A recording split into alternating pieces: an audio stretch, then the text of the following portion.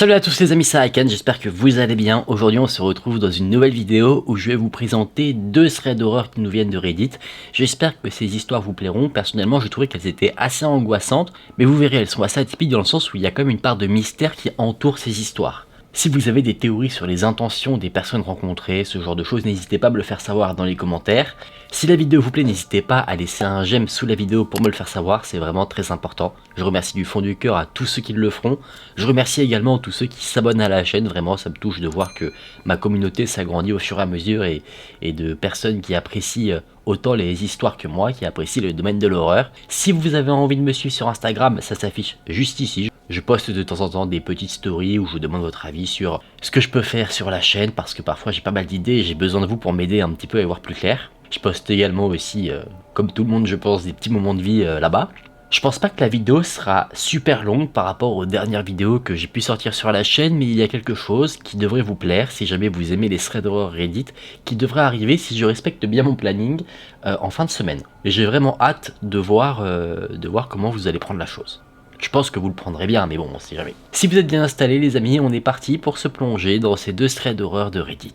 Le premier témoignage sera celui de quelqu'un que nous allons appeler Norbert. Norbert nous dit que ce qu'il veut partager, c'est quelque chose qui lui est arrivé quand il avait 18 ans, c'est-à-dire il y a 5 ou 6 ans. Pour contextualiser un peu la chose, il nous dit qu'il vit dans une région où la ville et la forêt ne font quasiment qu'un. Là où il vit, il y a énormément de zones de forêt avec beaucoup d'arbres qui sont utilisées par la plupart des gens pour faire des feux de camp, pour des promenades, pour faire du camping. Et une nuit, alors qu'il recherchait un endroit avec ses amis pour se poser, eh bien il a été forcé de constater malheureusement que tous les spots qu'il voulait utiliser étaient déjà pris. Donc il a proposé d'aller à un endroit où il était déjà allé dans le passé, mais uniquement 2 jours. Il ne savait pas ce que ça donnait de nuit pour que lui et ses amis puissent passer un bon moment. Tout le monde se dit que c'est plutôt une bonne idée de découvrir un nouvel endroit, donc ensemble ils se rendent sur place en voiture et ils se garent à quelques mètres de la zone boisée où ils voulaient se rendre. Il y avait des maisons aux alentours, c'était un endroit assez résidentiel bien qu'il y ait cette petite forêt qui se trouve là-bas. Il n'y avait pas une réputation non plus que des gens étranges étaient dans la forêt ou dans le quartier, donc tout semblait s'annoncer au mieux. Le groupe s'aventure dans la forêt, ils ne se mettent pas à l'extrémité donc directement à côté du parking, ils décident de s'aventurer un peu plus profondément dans les bois, et une fois qu'ils ont trouvé un endroit qui leur plaît, dans la forêt, ils décident de s'installer là et de faire un petit feu de camp. Norbert et ses amis profitent de leur soirée, ils boivent un petit peu, ils fument un petit peu, et au bout d'environ 45 minutes, Norbert là, il ne se sent pas très bien. Il ne sait pas s'il fait un peu une indigestion de ce qu'il a pu manger avant d'aller en forêt, il ne sait pas s'il a bu peut-être un peu trop de boisson, mais en tout cas il ne se sent pas très bien.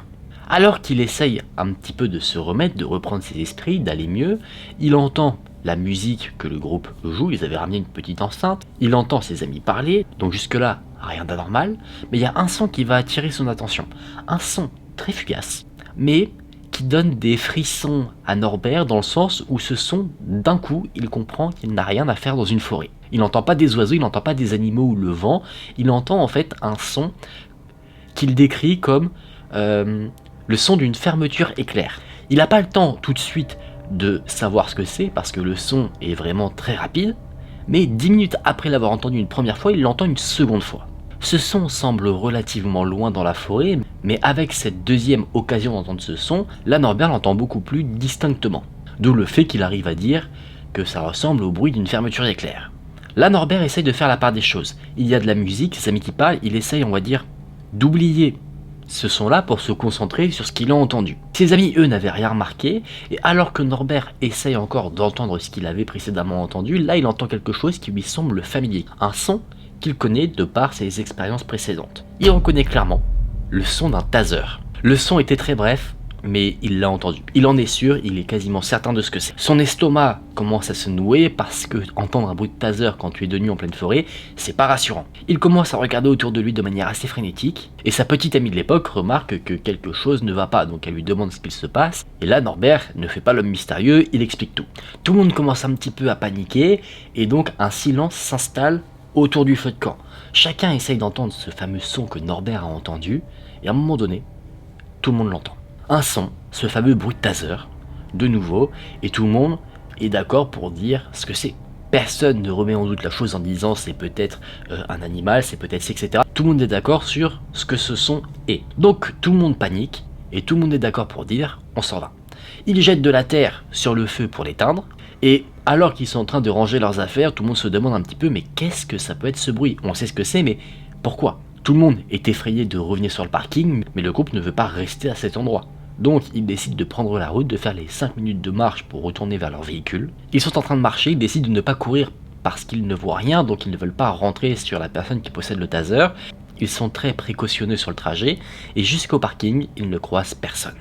Ils arrivent au niveau du parking, là ils sont un peu plus rassurés parce qu'il y a de la lumière, ils voient leur voiture, et ils s'y dirigent, tout naturellement pour s'en aller. Et c'est là, alors que Norbert jette un coup d'œil vers la forêt alors qu'il se rend vers la voiture, qu'il voit en premier lieu, avant tout le monde, qui était à l'origine de ce son. Alors que les autres membres du groupe étaient en train de dédramatiser la situation parce qu'ils n'avaient pas vu l'homme, Norbert tape sur l'épaule de ses amis et montre ce qu'il voit.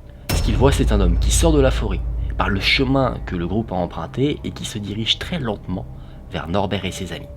Mais ce n'est pas tout. Dans sa main, il tient un bâton électrique. Norbert le décrit comme un bâton avec un embout électrique et de temps en temps, l'homme, alors je ne connais pas le fonctionnement, mais appuie sur un bouton et ça fait quelques étincelles au bout. C'est une sorte de matraque électrique en quelque sorte. Dans un premier temps, évidemment, Norbert est effrayé, mais il est vite rassuré, il arrive à garder son calme parce qu'il se dit que il se trouve dans un quartier relativement sécurisé, qu'il était plutôt naturel de croiser des gens qui se baladaient, donc peut-être que cet homme-là est un résident. Mais quelque chose lui a fait rapidement perdre cette idée de vue. C'est que l'homme marchait très lentement vers Norbert et ses amis et il ne lâchait pas Norbert du regard. Évidemment, à ce moment-là, Norbert se dit que non, cet homme n'est pas un résident qui se balade. C'est un homme qui veut aller faire du mal à Norbert et ses amis. Dès que l'homme est un peu plus visible, Norbert se rend compte qu'il sourit. Mais il sourit pas de manière amicale. Il a un sourire de maniaque, comme s'il savourait d'avance la douleur qu'il comptait infliger à Norbert et ses amis. Encore plus apeuré, Norbert arrive à voir beaucoup mieux ce que l'homme tenait entre les mains. Ce n'était pas en fait une matraque électrique comme il le pensait. C'était aussi un objet électrique, ce que c'était un aiguillon pour bovin. C'est quelque chose qu'on utilise pour du bétail, donc imaginez un petit peu ce que ça peut faire sur des humains, surtout à forte dose. On peut dire que peut-être c'est un agriculteur, mais Norbert précise bien qu'il vit dans une ville où il n'y a aucune ferme aux alentours. Donc si cet homme a ça, c'est pas pour son travail d'agriculteur, c'est qu'il compte s'en servir sur des humains. Rapidement, Norbert et ses amis montent dans le véhicule, ils mettent le contact et dès que le véhicule est prêt à partir, là l'homme s'arrête, il fait demi-tour et il retourne dans les bois. Norbert et ses amis le regardent partir et ce qui est très étonnant encore une fois avec cet homme, en plus de tout ce qui s'est déjà passé, c'est qu'il va dans les bois sans lampe, sans téléphone, sans rien pour s'éclairer, comme s'il retournait dans les bois pour chasser une proie. Après cela, Norbert et ses amis sont partis et ils ne sont jamais retournés dans cet endroit de nuit. Sacrée histoire, n'est-ce pas? De toute manière, je pense que être en forêt de nuit, ça a toujours ce petit côté qui n'est pas rassurant et je pense que c'est quelque chose qu'on peut rechercher, notamment quand on veut aller faire un petit feu de camp pour se raconter des histoires, ce genre de choses. C'est une ambiance qui doit être vraiment géniale. Mais c'est aussi une ambiance qui fait qu'on est beaucoup plus en alerte. Vous voyez, dans cette histoire, Norbert a tout de suite entendu un son qui était inhabituel dans une forêt et ça l'a tout de suite mis mal à l'aise. Heureusement, son attention, c'est ce qui les a sauvés. Qu'est-ce que cet homme aurait fait si jamais le groupe n'avait jamais réagi? Est-ce qu'il comptait les torturer? Est-ce que c'était juste un homme qui était un peu fou et qui se baladait dans les bois pour électrocuter des arbres ou des animaux? Je ne sais pas, n'hésitez pas à me dire en commentaire, selon vous, quelles étaient les intentions de cet homme. Je suppose que vous serez beaucoup à dire qu'il avait des intentions malsaines vis-à-vis de Norbert et de son groupe d'amis. Maintenant, nous allons voir dans cette histoire le témoignage de Tom. Tom nous dit qu'il vit un peu au milieu de nulle part au Canada, dans une région où il y a pas mal de vieilles villes et très peu d'occupation. Donc avec ses amis, ils se sont trouvés une occupation, c'est visiter des lieux abandonnés dans les vieilles villes qui ont été quelque peu délaissés, faute de résidents, faute d'habitants. Et donc pour aller chercher un peu d'adrénaline, pour passer le temps, ils allaient clairement faire de l'urbex. Il n'était jamais rien arrivé de fou à Tom et ses amis avant l'événement qu'ils souhaitent raconter. Les seules choses un peu folles qui lui est arrivé de voir, c'était par exemple des traces de sang, un pentagramme sur le sol dans une maison, mais c'est tout, c'était des trucs où tu te dis mon dieu, qu'est-ce que c'est, mais il n'est jamais tombé sur personne ou quoi que ce soit. Tom nous dit qu'il avait l'habitude d'aller dans une garderie qui était une annexe d'un hôpital psychiatrique. Il est au courant, C'est bizarre comme combo. En fait, cette garderie n'était pas pour garder les enfants de monsieur tout le monde comme ça, c'était pour garder des enfants qui avaient un problème mental, c'était pour les traiter, pour pas qu'ils ne soient avec les patients adultes. Faute de patients, cette garderie a vite fermé. Et un peu curieux de voir à quoi pouvait ressembler l'endroit au bout de quelques temps, il a décidé de s'y rendre avec ses amis. Le groupe d'amis avait environ 15 ans. En arrivant sur place, Tom explique que la situation est quelque peu cliché, il ne faisait pas très beau, il y avait du brouillard, une pluie assez fine. La porte du bâtiment était verrouillée par un cadenas, mais ce n'a pas arrêté Tom et son groupe d'amis, ils l'ont escaladé. Ils ont fait beaucoup de bruit, ils n'étaient pas très respectueux entre guillemets du lieu, ils rigolaient beaucoup, et ils ne savaient pas du tout à ce moment-là ce qui allait se passer. Vient donc l'exploration du lieu, Tom et ses amis explorent tranquillement avec des lampes. Leurs lampes ne sont pas très puissantes, donc ils ont une vue assez limitée. Et au bout d'un moment, dans leur exploration, ils arrivent devant un endroit qui est assez délabré. Plus en tout cas que le reste du bâtiment. Il y avait du verre par terre, du verre brisé qui cassait sous les pas des jeunes garçons. Et c'est là que Tom arrive avec ses amis devant la garderie. La fameuse garderie. Il a dû en fait passer dans l'hôpital psychiatrique pour accéder à la garderie. Il y avait encore quelques objets à l'intérieur, des vieux Lego, des poupées déchirées, quelques jouets. Et au fur et à mesure que le groupe d'amis s'enfonce dans la garderie, ils deviennent de plus en plus silencieux, comme s'ils sentaient qu'il y avait une sorte de mal. Un moment, Tom regarde le sol et il remarque qu'il y a des crayons dans un bol en plastique qui sont sur le sol. Il décide de les ramasser pour les poser ailleurs, et alors qu'il se penche pour les prendre, là il entend un gros bruit, un bruit lourd, qui venait de derrière la porte métallique qui permettait d'accéder de nouveau à l'hôpital psychiatrique. Évidemment, très surpris, les jeunes garçons se sont regardés, tous dans le blanc des yeux, se demandant chacun ce qu'il se passait. Et ils n'ont pas eu l'idée à ce moment-là de s'en aller. L'idée qui leur est venue, c'est d'aller voir quelle était l'origine de ce son. Ils se sont précipités vers la porte, rouillée, qui était assez lourde, donc ils ont dû être à plusieurs pour l'ouvrir. Et au fur et à mesure que la porte s'ouvrait, une odeur leur a piqué le nez. Cette odeur, c'était l'odeur du métal. En tout cas, c'est comme ça qu'il l'a décrit.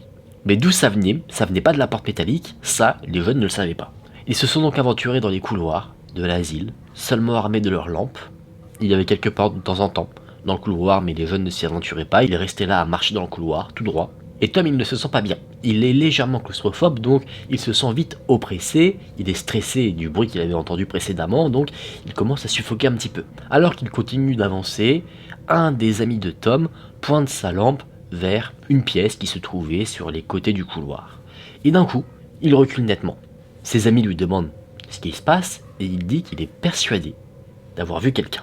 Les amis jettent un coup d'œil, et vu qu'il n'y a personne, le groupe commence à penser que cet ami qui semble avoir vu quelqu'un, en fait, fait juste une petite blague.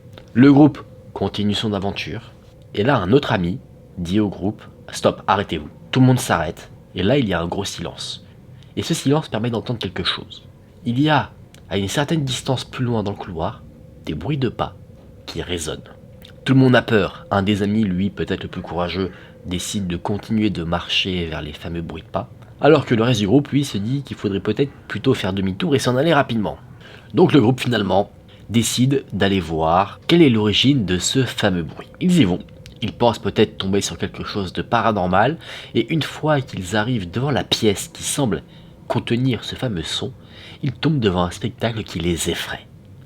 Sur le sol, il y a un cerf mort. Ses entrailles sont éparpillées sur le sol. Et bien qu'apeurés, les jeunes ont aussi cette curiosité morbide de voir ce qu'il se passe dans la salle. Ils y vont. L'animal est en piteux état. Et ils entendent un autre son sur le côté de la salle qui attire leur attention. Ensemble, à l'unisson, ils braquent leur lampe sur la gauche. Et là, ils tombent devant un homme. Un homme aux cheveux courts, avec un t-shirt vert. Il a une sorte de short beige, couvert de sang. Il est pieds nus. Ses pieds semblent abîmés comme s'il avait beaucoup marché. Cet homme chuchote des choses incompréhensibles, plusieurs fois, sur des tons différents. À un moment donné, il va dire quelque chose qui est bien distinct. Il va regarder l'un des amis de Tom et il va dire « Vous aussi, vous venez pour le festin ?» Et il répétait ça, en boucle. Parfois d'une manière très excitée, parfois d'une manière un peu triste, encore une fois comme les chuchotements sur des tons différents. C'est ça qui était la goutte d'eau qui a fait déborder le vase. Les jeunes, apeurés, ont décidé de s'enfuir tout de suite. Ils ont sprinté jusqu'à la garderie qu'ils avaient quittée. Et juste avant de rentrer dans la garderie, Tom s'est retourné et il a vu que l'homme n'était plus dans la pièce mais dans le couloir et qu'il souriait en regardant les jeunes s'enfuir. Avec du mal, les jeunes ont réussi à fermer la porte métallique de la garderie pour se mettre en sécurité et ils ont patienté là pendant un peu de temps pour essayer de reprendre leurs esprits, de se calmer, de s'accorder sur ce qu'ils avaient bien vu, qu'il n'y avait pas d'hallucination de personne. Et ils confirment que oui, il y avait bien quelqu'un avec eux dans la pièce, là où il y avait le cerf mort. Au bout de quelques minutes, les jeunes entendent un bruit qui va leur refaire peur. C'était un bruit très bas, qui venait de l'autre côté de la porte, et ce son, c'était le son d'un tapotement. La porte était vraiment très large, donc le son était vraiment très léger, mais si on était dans le silence, on l'entendait, et on comprenait ce que c'était. Pour les jeunes, c'est simple, les tapotements, c'est l'homme. Donc totalement effrayés, ils décident de se saisir d'une vieille chaise et de briser une des fenêtres de la garderie et de passer par la fenêtre pour s'enfuir. Ils s'en fichent de se blesser en passant, eux ils veulent juste partir. Leur entreprise réussit, et Tom ainsi que ses amis arrivent à partir sans blessure. C'est un an plus tard que Tom a appris quelques nouvelles concernant l'endroit qu'il avait visité. La police avait fouillé la zone à un moment donné et ils sont tombés sur l'homme que Tom et ses amis avaient rencontré. Cet homme était quelqu'un qui était pris en charge par l'hôpital psychiatrique, qui avait été oublié entre guillemets quand l'hôpital a fermé parce que cet homme s'était enfui. Donc quand l'hôpital a fermé, les recherches de cet homme n'ont pas continué. Il se cachait dans les parties boisées aux alentours de l'hôpital psychiatrique et une fois que l'hôpital a fermé, il a décidé de faire de ce lieu son chez lui. L'homme a été examiné par des médecins quand il a été retrouvé, il avait beaucoup de maladies, des maladies qu'il avait obtenues en mangeant régulièrement de la viande crue. Son état mental avait régressé, il était dans un pire état qu'au moment où il était pris en charge, et il y a des rumeurs qui se sont propagées dans la ville comme quoi cet homme aurait été responsable d'un assassinat, car un corps, à un moment donné, avait été retrouvé dans une forêt et personne n'avait jamais réussi à mettre la main sur le tueur, donc on suppose que cet homme, c'était lui. C'est là que cette histoire s'arrête, une histoire assez sordide, surtout si on se dit qu'effectivement l'homme rencontré était un tueur. Je pense que ça peut faire très froid dans l'eau de se dire que tu étais né avec un tueur et que tu as échappé potentiellement à une folie qui aurait pu te faire perdre la vie. Et voilà les amis, on en a fini pour ces deux histoires de Reddit. J'espère que ce sont des histoires qui vous ont plu et qui vous ont fait frissonner. Fort heureusement, il n'est rien arrivé de mal aux personnes qui ont raconté leurs histoires. Tout finit bien qu'il y ait eu une grosse période traumatisante qui leur soit arrivée. Dans une des histoires, on a une petite partie de mystère, on ne sait pas vraiment qui est l'homme rencontré, l'individu dangereux. Dans la seconde, on le sait clairement. Donc celle-là est un peu moins frustrante, je l'avoue. N'hésitez pas à me dire encore une fois en commentaire ce que vous pensez de la première histoire. Selon vous, cet homme, que voulait-il? Si la vidéo vous a plu, n'hésitez pas à me le faire savoir en laissant un j'aime sous la vidéo et en vous abonnant à la chaîne. N'hésitez également pas à me suivre sur Instagram si vous souhaitez m'envoyer une histoire qui vous est arrivée, ou alors juste si vous voulez me suivre comme ça. C'était un plaisir pour moi de partager ces histoires avec vous. On se dit à très vite dans une prochaine vidéo. Prenez soin de vous les amis, c'était Aken. Salut!